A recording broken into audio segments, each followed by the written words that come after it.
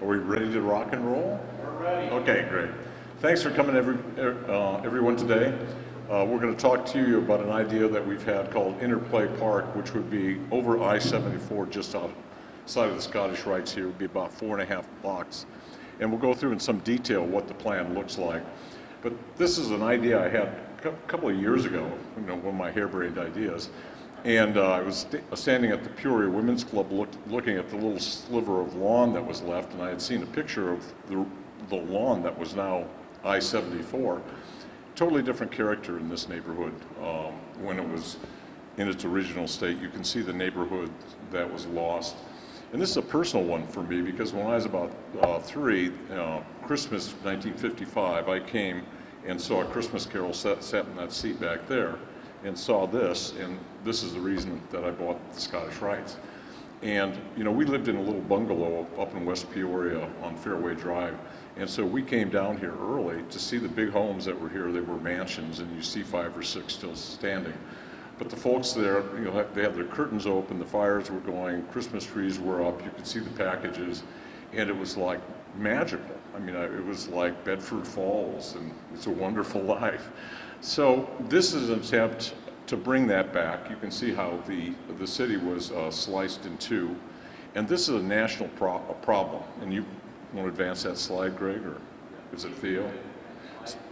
Specifically, in the White House directive towards this infrastructure program, it mentions the damage that was done in the 50s and 60s and 70s by the interstate systems that cut these American cities in half. And it specifically mentions New Orleans where it happened and Syracuse where I-81 cut through it. So that's our problem. It has been our problem, as you'll see from the work that Theodore has done. We can sort of directly trace the beginning of the decline of downtown Peoria and the communities in our shopping district to the construction of this interstate. And it facilitated a lot of things like suburbanization, you know, moving to Morton. Morton actually advertised to people to move out to Short Drive to be in Morton, the town of lovely homes. And so we've looked back to see, you know, sort of the history of it, but I can tell you, I remember, and it was different than it is now, and I think we can get it to the point where it's very special. This will be a tourist draw for the area, and I think that tourism is going to be part of our recovery, a major part of it, along with the healthcare systems. So I'd like to introduce some of the members of the team.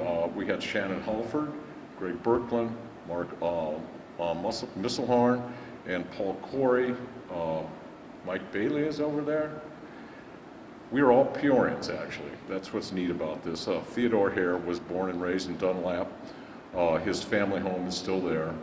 He graduated from University of Illinois in architecture, and he did his 2 masters, one in urban planning and one in landscape architecture at Harvard.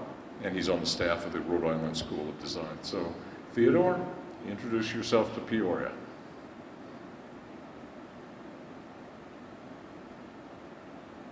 We're living in a Zoom world.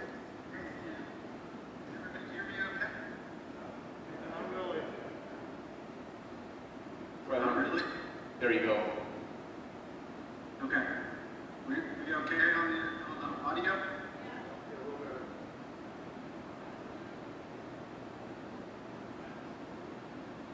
Greg, are we okay on the audio? Yes, we are. Okay, great. So I'm just going to give a really brief overview of the concept of the park. As Kenny mentioned, I'm Theodore Hare. I have my own design practice, terrain work here based out of New York City. We do landscape architecture, urban design, and public art. And as is Kim, also a native from the area, so I grew up in Dunlap, so I'm quite familiar with Peoria. And really excited to be you know, working on this idea with Kim and Greg and Katie Beaker. So just jumping right into it, I think we're all familiar with Interstate 74, its construction in 1858.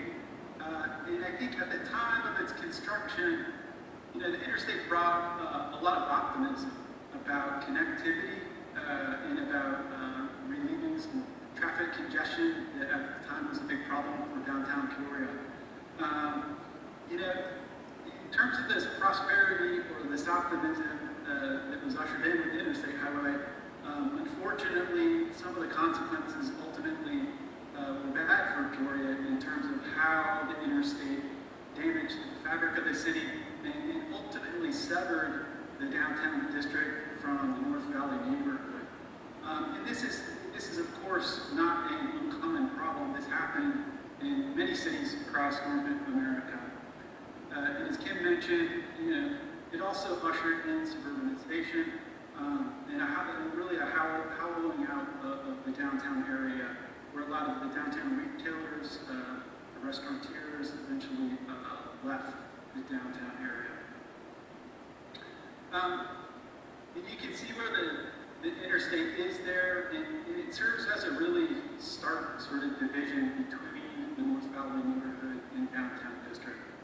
So, our idea is to, take something that has divided these neighborhoods and divided the city, and it's really well placed right in the heart of downtown, and turn it into something that reconnects, but also gives the city a new ground, a new civic ground for intergenerational play.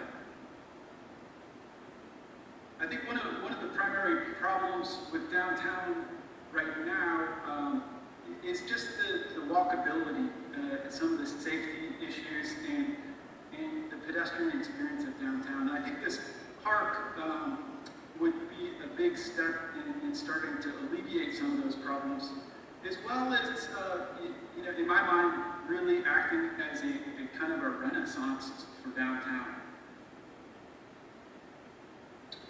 Just quickly, this legacy of urban renewal, as Kim mentioned, this map is from 1958. This is what the neighborhood looked like before I-74 cut through it, and it really erased a lot of fabric. One of the oldest homes or residences in Peoria was in here. There's quite a few different landmarks. Richard Pryor's old childhood home was here as well. So really erasing both the fabric, but also the memory of this area. And I think it doesn't take a trained urbanist to take a look at these two images and see the distinct, the stark difference between what the city looked like and how it was organized in 1939 and how it's organized now. And a lot of this was the result of the highway, and also how downtown became much more automobile-centric. And then these diagrams that look at how that really actually changed the fabric of Peoria, ushering in more large-scale blocks that are a little bit less pedestrian-friendly, and just a more challenging pedestrian experience. And I think these are some really telling photos that the Peoria Public Library helped us unearth. Over here on the left-hand side, we can see in 1930 what that neighborhood looked like beforehand, in 2021 what it looked like after. And you can see the building you're all sitting in right now, the Scottish Rite Theater, right there in the middle of the screen. And another one of these shots, this is also a pretty dramatic transformation of the OSF and how that whole area has transformed as well. So these projects are, these kind of projects, creating a park over interstates or creating a new civic ground over public infrastructure is not new. There's a lot of these projects going on or have been realized throughout North America. This project in particular, Clyde Warren Park, is a similar scale to Peoria. It's really created a boom for this downtown area of Dallas and a real renaissance in this area. And it's increased property values and tax revenue. It's brought in 7,000 new workers and 1,500 new apartments. And so it's really, created a renaissance in downtown Dallas. So our our project framework, we're looking at creating this interplay park from Adams Street all the way up to Berry Street, so about a 4.5 block swatch that bridges this divide that currently exists. And right now, the pedestrian experience and the experience of people walking around town is this. There's a lot of surface parking located throughout Peoria. So how can we begin to make Peoria more walkable, more pedestrian friendly? And overcome this experience of this is an inventory of this in this general vicinity, this neighborhood of the breakdown. And obviously, it's lacking green space and tree canopy in this area. And then also think about this really as a new center for downtown and how this can also serve as a network for other area parks, including the riverfront and adjacent neighborhood parks and civic spaces. There's a pretty broad and interesting array of people and constituencies around the concept site for the park we're proposing. There's a lot of non-for-profits, community groups, of course there's OSF and Methodist. So I think the park is really positioned well to really cater towards a lot of different Peorians, whether it's a park for the neighborhood, for the North Valley, it's serving downtown workers, it's serving patients and employees of OSF. It's really strategically positioned in the city. And one of the important things I think about this park would be and why we positioned it as this park that facilitates intergenerational play. We looked at some of the housing authority, the Illinois Housing Authority's survey and inventory of this area, and what they found is the population of people is aging.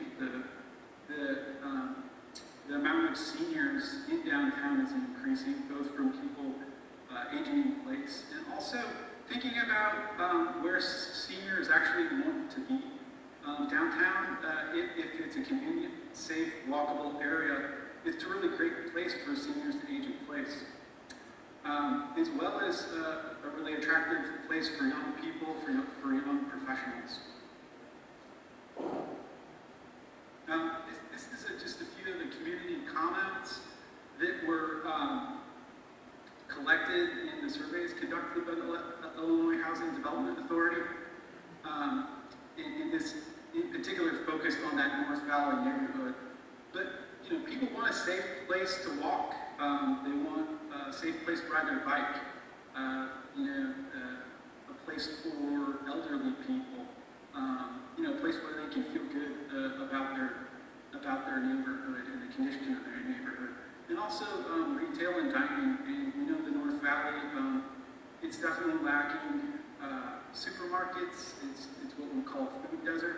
So thinking about how new retail functions and new economic functions could be brought about by this park. And so the project framework, looking at the existing site, as I mentioned, this is about 4.5 blocks. We think it stitches these connections from the bluff to the river, and also across from downtown to the North Valley, and ultimately how, over time, this could help really densify and fill in some of the urban fabric of Peoria. And now just going to the park itself and talking a little bit more about that. This is what the existing I-74 corridor looks like now, and this is what we're imagining what it could be in the future. So as I mentioned, a space that has divided for decades now is a space that helps the city really come together in this new civic ground. And I think, the thing that Kim and I have talked about in KDB Group is this is more than a park. And we see this as a new direction for downtown Peoria and a renaissance of downtown space, you take a look at what Central Park here in New York. When Central Park was designed and developed, there was very little development around it. It didn't look anything like the image it has today in the iconic park it is. It was full of shanty towns. So I think this notion of creating a civic space as a device that can help push future growth and a future renaissance of downtown Peoria, I think is a really great idea for us. So the park is comprised of what we're calling these different program molecules. And the program molecules are different areas of play that we're imagining for all ages. So from kids' play to possibly a splash water park to an area that could be sand volleyball. So we're imagining this whole array of different activities that could act as a catalyst to bring people together in the park and bring different age groups together. We're also proposing kind of piggybacking off of some of the urban initiatives like the Complete Streets plan that was done a couple years ago, making Monroe Street two-way, Jefferson Avenue two-way, and closing off this link in Madison Avenue to kind of make the heart of the park. And then as I mentioned, all these different programs in here, these are just ideas right now. These are just kind of sketches of what the park can be for us. And then how the park could really catalyze urban development over time and begin to fill in the urban fabric around it. In terms of the program molecules themselves, though, we see this as these are just conceptual ideas, and they're designed intentionally to be flexible and malleable. So we would run community workshops, work with the community in terms of letting them determine what kind of programs and what kind of intergenerational play programs that would be best served for the community. So maybe it's community gardens to grow fruits and vegetables. It could be a sensory garden that begins to create tactile opportunities for seniors.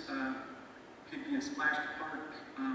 And I think the potential we see here is to do how these programs affect each other in their adjacencies. How can you have seniors next to a skate park so you can get these different groups to begin to interact. And then the final item is the flexible space in between. So this great lawn in between that could be used for rotating art events, seating opportunities, yoga, so an array of different activities.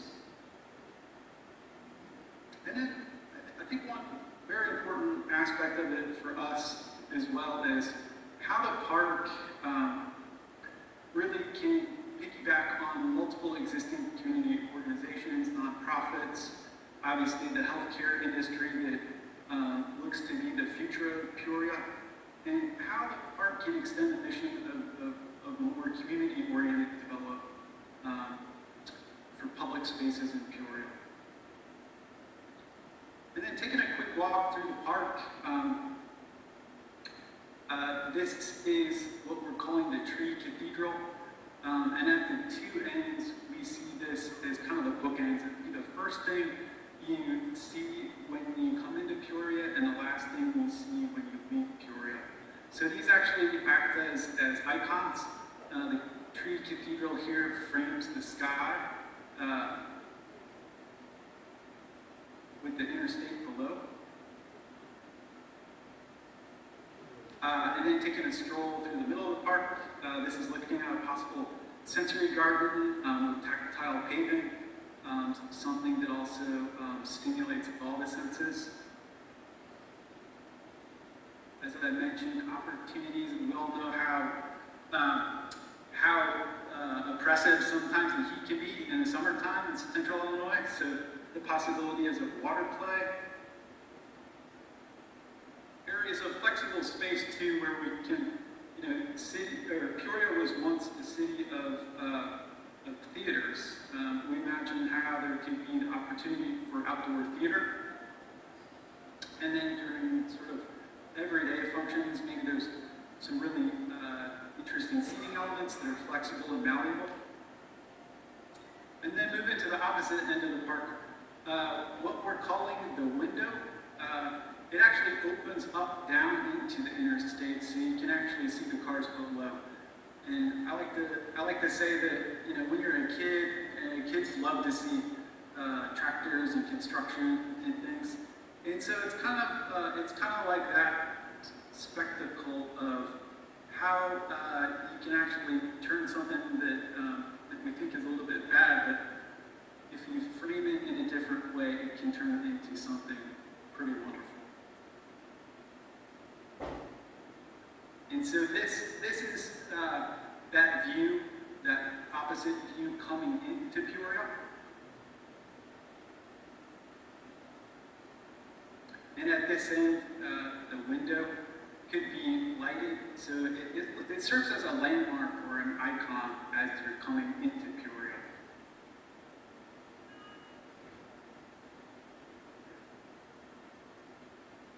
And I think the last thing to note is, this is a map that we did that just looks at all these different possible scenarios or itineraries, from senior residents in the North Valley and how they would use the park, to a group of teenage friends, to people connecting via bike on the Rock Island Trail, a family from South Peoria that's biking to the park, students from Bradley. We see this park both as a local park, but also a regional park that draws people from a whole variety of different areas and backgrounds. And I think in summation, I would just say, the parks and open space in Peoria in the United States are vital for the cultivation of physical and mental health, and provide equitable access to local green space. I think this is critical for both mental and physical health, but also social cohesion. And Interplay Park aims to revive the spirit of downtown Peoria by highlighting the vibrant possibilities when people of all ages and backgrounds can gather together and play. Thank you very much.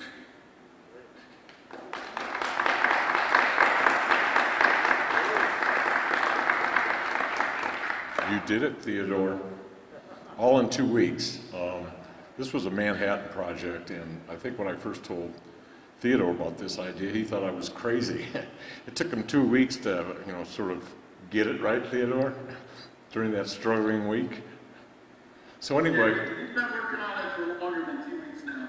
Yeah, I know. Still working on it. Yeah. So we're going to take questions now, and we will try to answer those questions. Vanna, do you want to take the mic? Vanna, I love it. I love it. I'm going to leave that here with you. Any questions?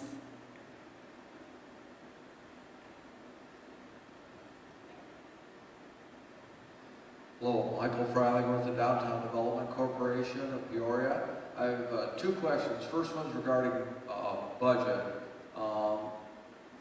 What's the budget for the project, and does that include the maintenance that would be necessary? And then the second question is this envisioned to be in place of or complementary to what's being proposed as the downtown riverfront park? If you have questions for Theodore, we'll leave that mic here, but I only have one mic private. So the budget, if you take the park in Dallas, that was about $112 million in 2012, and it was a 10-year project, 6 of which was fundraising. So if we get into this federal funding, and we're looking at that process right now, working with Sherry, and I think the Republicans came back with about $230 billion for infrastructure, So that's the lower end of what I think is going to happen. It's probably going to end up in the middle, probably double that. And I think we're going to have the best plan of anything in the state. So I think if we get that funding quickly, and, you know, paycheck protection plan, that hit everybody like over a weekend when that hit. I think it's going to start raining money and we'll be in line. Now as to maintenance, Emily Cahill's offered to take that on out of the paycheck every month. She would do it. I got you. No, part of the design of this is to make it minimal maintenance on it. And, you know, Theo and I, well, and Greg, we've also been helping to re-envision the riverfront park as well. So what's going on there with Ross Black, that is going to be coordinated with this. And thematically, it's going to look like one huge park when we're all done. One of the key parts of that is that the maintenance to sandbag, to try to keep the river out, is a futile experiment. And our plan is to actually open it back up. Because the river used to be able to land the riverboat on the beach at that park. Now we got a 6-foot dike. So if you let that park flood with the seasons in, Theodore has done this in Iowa and other places, then the maintenance goes down on that park. So it's an integrated concept of how do we re-green. I mean, we got industrialized in Peoria, and now we need to intelligently de-industrialize. And this is a part of that process. Theodore, do you want to make a comment or two? Yeah, I would also add, okay, 2 things. One, in terms of the budget, as Kim said, you know, we are looking at how to secure federal funding for this. And I'd just like to reiterate, you know, the underlying, this is from the White House website. President Biden's proposed plan describes exactly these kind of projects in Peoria. Programs that will reconnect neighborhoods cut off by historic investments and ensure new projects that increase opportunity, advance racial equity and environmental justice, and promote affordable access. And I think that's what this park is all about. It's about reconnecting neighborhoods, and it's about providing people opportunities as well. In terms of the maintenance of the park, you know, and I think these are all really great questions, but the maintenance of the park, I think also we would look into how possibly there could be a conservancy established for Interplay Park. I mean, this is a pretty common model in a lot of large parks now throughout the United States.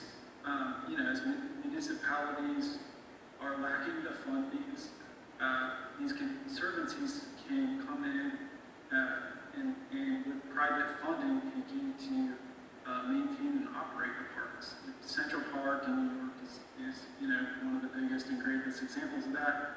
If you look at Central Park and what it looked like back in the 1980s and 70s, it was in pretty bad shape. It was dangerous.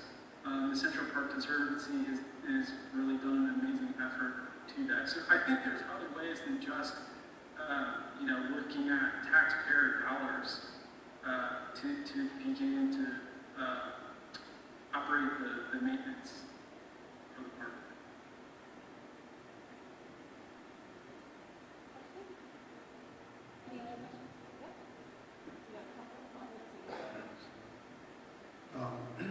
So Kim, what would be the actual acreage, you know, or dimensions of that park when it's done?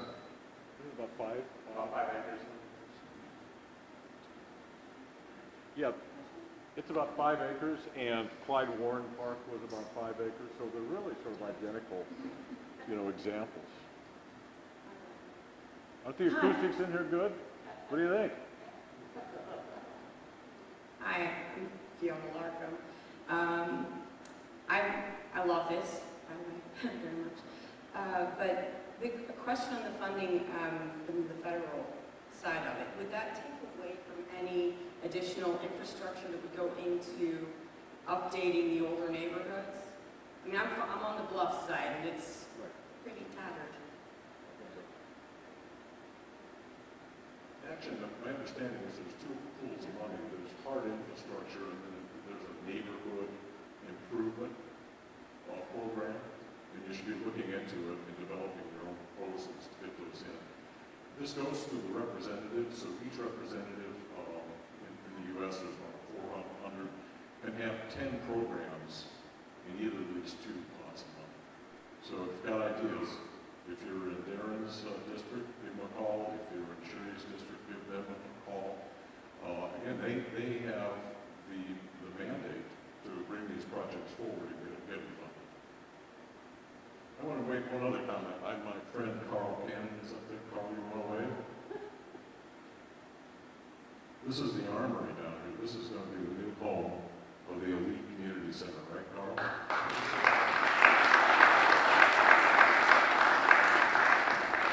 He and I are on the road raising money, and it's a $27 million project. All told, in this area, I tried to make a list last week. I count up 12, 14 projects, and well over 700 billion is going into this. 700 million.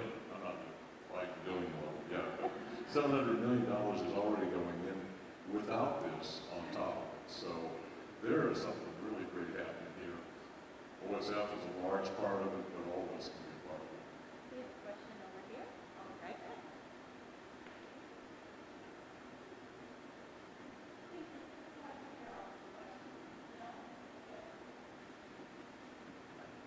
Jerry McShane, I'm a physician, long-term Peoria board here.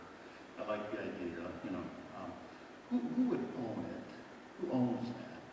That's one question. The other is the logistics of parking, People will need to, certainly people in the vicinity would walk there, but have you thought about the logistics of getting people there?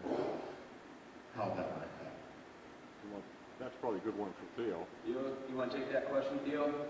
Can you just repeat the question, please? It's difficult for me here. He wants to know about parking. And who owns the And park? Who owns the ownership of it? How the park, what was the first part of the question? Parking? Oh, the parking, who owns the parking? No, there are two separate questions. Who owns the park, and where are we going to put parking? Yeah. I mean, the park, we would have to work with the Department of Transportation, because obviously this land, I-74 is owned by the Department of Transportation. So I think there would need to be some work done there in terms of ironing that out. And then what was the second question? Was that about the parking? Yes, where would parking be placed on the properties? I mean, I think right now, this may not be a popular opinion, but I just think from that graphic, Peoria doesn't have a parking problem. I think there's ample opportunity for surface parking in Peoria. And I think, in my estimation, Peoria needs to think about ways of actually, increasing on-street parking, but also thinking about how people move around the city in other ways. Obviously by foot or by bike. I mean, I think that's what's really going to make help remake a really vibrant downtown core is giving people other transit opportunities and making them feel safe to move around the city. Yeah, I was going to add to that, Theodore. I think we have a walking problem, is what I think. And part of that problem is looking at the proposed riverfront park. 67% of that area now is parking. And it's not lighted, it doesn't feel safe, and everybody wants to park in front of the store or in front of the place they're going into the park. And that's not the way it works in Central Park. I mean, you'll take an Uber to get into the park, and once you're in the park, you're off and playing. And you're not worried about a car or walking because you're walking in a place that's safe. So an element of what Theodore's also been looking at is lighting down in that riverfront park. There isn't good lighting. People don't feel safe. They're going to feel safe when Carl and his team is down there walking around in their elite shirts. So it's all a part of a fabric of, this area when I was a little kid was walkable and safe. And we parked our car somewhere, I don't know, but there weren't parking lots and there weren't parking structures. So again, as Theodore said, we have too much parking already.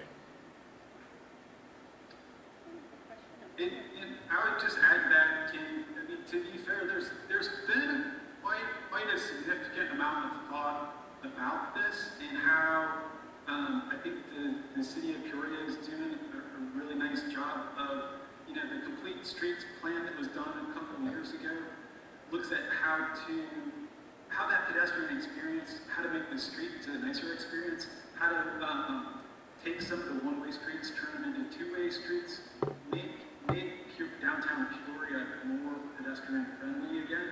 And also there's been the bicycle district master plan that was brought about a few years ago. I mean, Peoria, when I come back to Peoria to visit, I bring my bike. I mean, it's an amazing city to bike. It's got a huge cycling culture. I think there's a lot of really positive aspects about, you know, if you want to live and work in downtown, I think you need to make it a place where it's not, your experience is not just dominated, you know, by the automobile. And I think a lot of other cities have been, you know, really trying to understand how they can reshape their cities for the future. Hi, good afternoon. My name is Renewal with Peoria Corps. We are a green infrastructure focused program training young people around green infrastructure. So this is extremely exciting to hear. And this question is for Theodore as it relates to the types of plants that are being utilized, the trees and things like that. Is a part of the plan to incorporate native plants into the landscape? Yeah, no, that's a great question. That's something we're working on right now. And as Kim mentioned, this is just, these are very preliminary concepts. We're kind of, our team right now is digging much deeper into this. So I think there's a whole sustainability and environmental layer that goes on top of the park. Of course, the park is for intergenerational play, but things like how can we treat stormwater locally? Is there ways to treat stormwater in the park or along the edges, the border of the park, that helps you know, take some of the stress off of the storm sewer system? Of course, you know, the tree canopy is another great one. You know, I think we would most definitely look at using some native trees, some native oaks, and other native plants and grasses. I think it's balancing that with how people functionally use the park. You know, I think there's got to be some spaces of usable lawn where people can meet, gather, you know, play ball, etc. But I think all of this, you know, taken together, there's still a lot of work to do in thinking about how this more sustainability or environmental performance layer, you know, comes on top. I mean, I think another one is sort of the obvious. Right now, you know, with an interstate cutting through downtown Peoria, that can affect air quality, air pollution, and, you know, inserting more tree canopy in downtown Peoria is going to help mitigate heat island effect. I mean, it's really multifaceted when you start to dig into this. And for me, it's really exciting the potential a park could have, not only in reshaping the experience and image of the city, but you know, how the city functions environmentally. Not so much a question as much as something to add. I'm Piper Pedroselli. I see a lot of politicians and real estate developers. I'm pretty much a nobody, but I live right there where the corner of Theodore's screen points to the Civic Center Plaza. You had some old photos where there was a lot of residential area where the freeway is now. Because I sit in that building, and I've lived there for almost 9 years now, I live precisely 3 blocks from the freeway. The noise reduction would be a dream come true. I think this is magnificent, and I see friends of mine back here that live in the North Valley. If there's 10 houses for an average block, and some of us live in those towers, Civic Center Plaza is not the most glamorous place in the world, but I really dig that place. However, whether it's the Twin Towers or 401 Water or any number of places from the right-hand side of that mock-up to the left, everybody, I live in a building with 200 people, and there's another 200 households across the street. Every single one of us in those buildings needs to get in a car if they want to ride their bike anywhere. And walking and pedestrian friendly that's cool, but it's also a big reality. And if somebody wanted to come from the North Valley and they had kids and they wanted to go downtown, no parent in their right mind is going to send their kid across the current version of those freeway overpasses.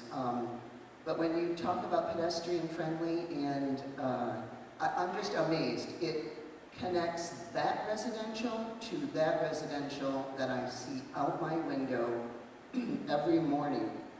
It's only 6 blocks, but yes, it's residential to residential. I just wanted to compliment you and in further promotions add that, yeah, people don't have to get in a car to ride a bike if you put your park in place. Thanks. Yeah, actually, can you hear me? Got to jockey it back and forth. Get my stuff in today. A couple of years ago, before I had a home here, I used to stay at different hotels, and I was staying at the Pier Marquette, and at the bar, and there's a couple of out-of-towners, in for training or something. And these guys were asking me, where's a good place we can go and sit outside on a nice night like this and, have a beer and a burger? And I said, well, Obed's and Isaac's. You walk past the Madison, and then you're going to walk past the, was that Four Seasons, whatever it's called. Then you just go over the overpass, and it's right there. And they turned and looked at me and said, no way, we're going to drive. Well, that should be an easy walk, and it's exactly what you're saying. I'm scared to walk over that interstate. It's just terrifying to hear the noise down below. And as you said, it wrecked an important part of the quality of a neighborhood, and that neighborhood was quiet when I was a little kid. And so I think recovering that alone is going to be a huge benefit to the quality of life. One thing I would add too, just as an aside, and one thing I didn't mention, because I think the park, and this is very appropriate in the time we have been living through in the past year with the pandemic. I think the park and what green spaces do for people's mental health. There's been a lot of research and study into this. There's a scientist named Ulrich, a behavioral scientist, back in the 80s. He basically did pioneering studies that showed how people convalesce faster when they're exposed to nature. He did a study where he had people facing out of a hospital window, the same type of room, same type of setup. One was facing towards a brick wall, one was facing towards a courtyard with trees. And the people facing the courtyard with trees would heal faster, they needed less pain medication, their mood was more elevated in the nursing units. So, there's a real public health and mental health component to having, a park and just more landscape. And I think for me, that's a huge turnabout for this particular proposal.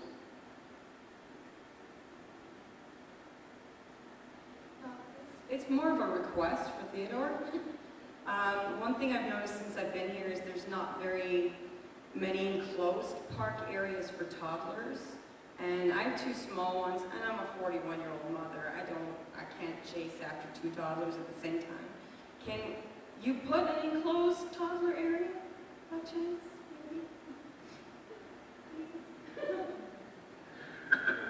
No, yeah, I think that's a great question.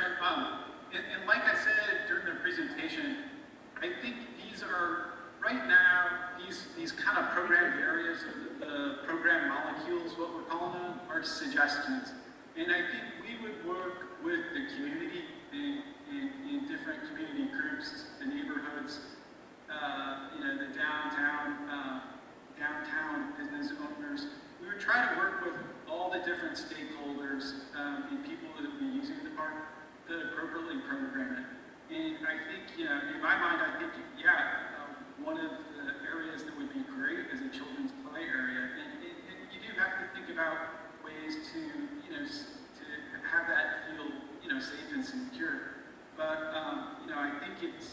park is posed right, it's literally a couple blocks away from the Children's Hospital for OSF. So I think that's a huge component of this.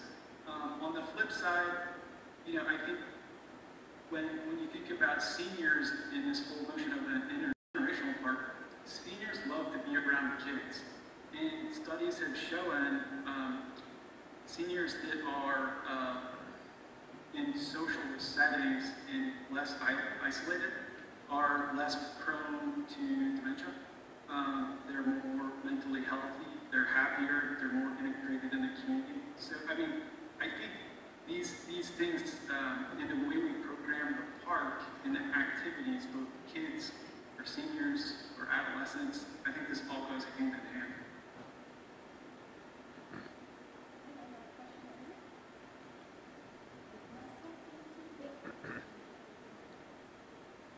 Good afternoon. My name is Court Kahn, and our family owns Obed and Isaacs. 5 years ago, when we discovered the Cornerstone building, this part of Peoria was nothing. There was no Ronald McDonald House. The Scottish Rite here was just barely hanging on. What's happened to this neighborhood slowly? It's changing. It's getting better.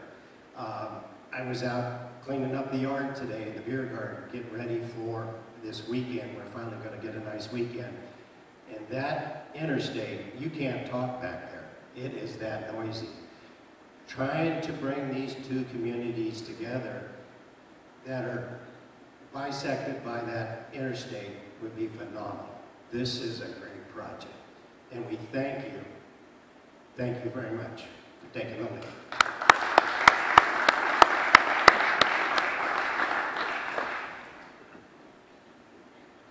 So we need your help. Oh, one more question. You pass the cutoff, I can't.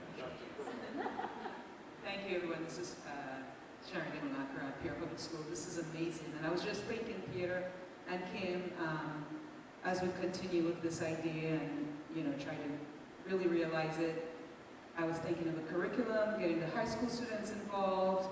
I know Greg graduated from Woodruff. We have that Woodruff Career Technical Center, and maybe figuring out some ways to get kids industry certified, those who are interested in that type of work.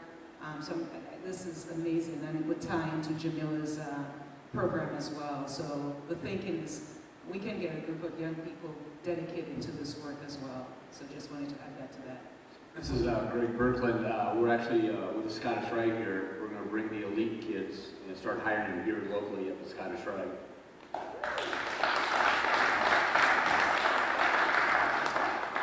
Tell them about our collection of instruments we just got donated.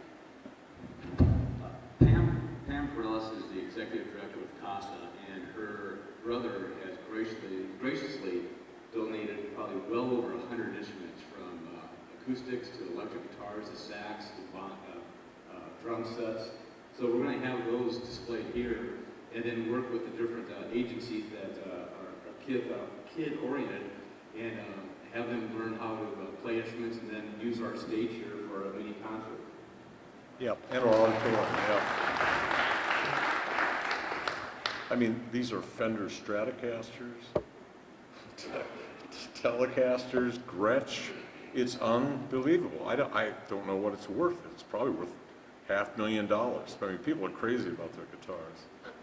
So, Greg, what do you think the best way to get public response? Just emails to our KDB group email, general email? They can definitely hit us at info@kdbgroup.org. There's also a website that's been displayed that Theo has worked with Shannon. And Theo, what is the website for that? Well, at least start at the KDB group. That's probably the safest bet. I'll give you Greg's telephone number. It's 309. You know, one of the most remarkable things is the Peoria Public Library posted this about a week ago under their historical section. It got 42,000 hits in 24 hours. 40% of Peoria? That's pretty good. Let's keep going. So the more help I get from you, the more more of a case we can make for this. And I want to tell you, Sherry Bustos welcomed us with open arms. She said, "That is cool," so many times.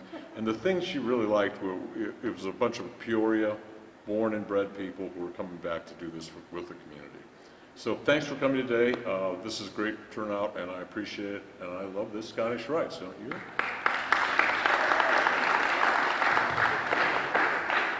We will keep the Scottish Rite open until about 3:30 today if you'd like to peruse around and take a tour for yourself.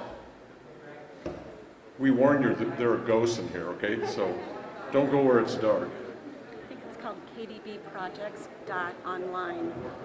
Okay, it's called KDB Projects Online.